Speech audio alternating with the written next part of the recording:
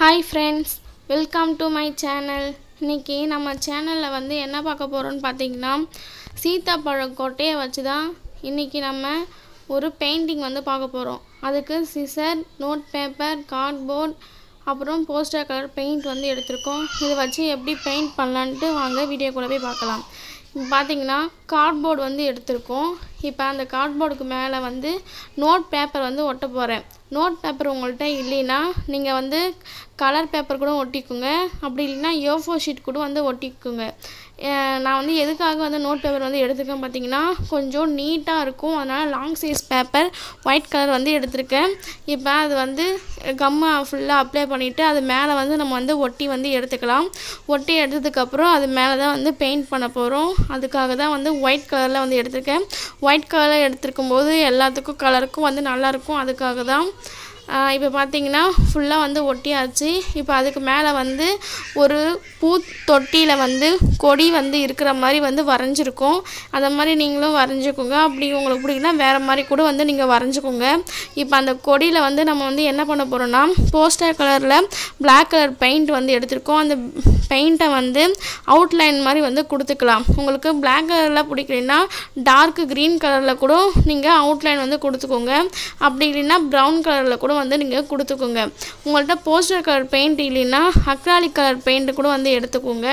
அதுவுமே நல்லா தான் அடிக்கும். அதுக்காக தான் இப்போ நம்ம பெயிண்ட் கம் அப்ளை பண்ணதில் அங்கங்கே டாட் டாட்டாக வந்திருக்கு. அதுவும் ஒரு டிசைன் மாதிரி தான் இருக்குது.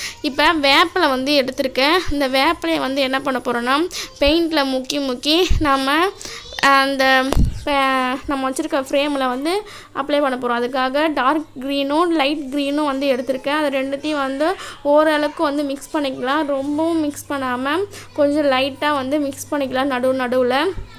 அதுக்கப்புறம் வேப்பிலையை எந்தெந்த இடத்துலலாம் இலை வைக்கலாம் அப்படின்னு சொல்லிட்டு பெயிண்டில் முக்கி எல்லா இடத்துலையும் நம்ம வைக்க போகிறோம். அதுக்காக நம்ம மிக்ஸ் பண்ண பெயிண்டில் வச்சு நம்ம எல்லாத்தையும் இலை வச்சுக்கலாம். வச்சு முடிச்சதுக்கப்புறம் லாஸ்ட்டில் என்ன பண்ணலான்னு பார்த்தீங்கன்னா அந்த இலையை நம்ம கொஞ்சம் அலைஞ்சி மாதிரி இருக்குது பார்த்தீங்களா, அது அரேஞ்ச் பண்ணிக்கலாம். இப்போ ஃபுல்லாக இதுமாதிரி அடிச்சிச்சு. இப்போ அடித்ததுக்கப்புறம் சீதாப்பழ கொட்டையை எடுத்துக்கலாம். அதில் பெயிண்ட் அப்ளை பண்ணி வச்சுருக்கோம். ரொம்பலாம் பெயிண்ட் பிடிக்கல, லைட்டாக தான் பிடிச்சிருக்கு. உங்களுக்கு பெயிண்ட்டே இல்லாமல் பிளாக்காக இருந்தாலும் உங்களுக்கு பிடிச்சிருந்தா அப்படி கூட நீங்கள் செஞ்சுக்கோங்க.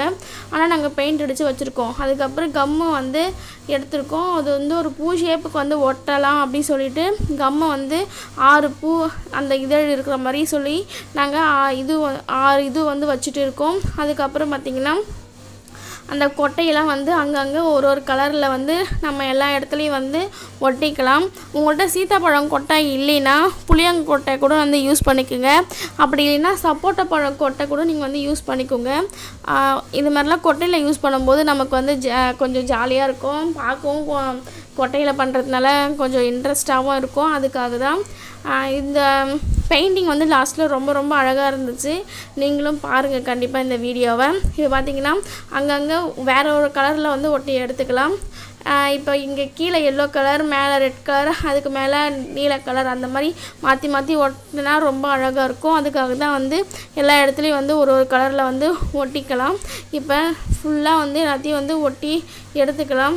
அப்புறம் 3ஆவும் ஒட்டிக்கலாம், அப்புறம் 6ஆவும் ஒட்டி எடுத்துக்கலாம். இப்போ பார்த்திங்கன்னா ஃபுல்லாக ஒட்டி எடுத்தாச்சு. பார்க்கவே ரொம்ப அழகாக இருக்குது. அடுத்தது இப்போ அந்த தொட்டியில் பட்ஸை வச்சு நம்ம ப்ரௌன் கலர் பெயிண்ட்டை ஃபுல்லாக அடித்து எடுத்துக்கலாம். அடித்து எடுத்ததுக்கப்புறம் பாருங்கள் எவ்வளோ அழகாக இருக்குன்ட்டு. ரொம்ப சிம்பிளான கொட்டையை வச்சு செய்யக்கூட ஒரு அழகான சூப்பரான ஈஸியான பெயிண்டிங் தான். இது யார் வேணாலும் செய்யலாம். சின்ன பசங்களுக்கெல்லாம் ரொம்ப பிடிக்கும். ஏன்னா கொட்டையில் வச்சு பெயிண்ட் பண்ணுறது யாருக்கு தான் பிடிக்காது.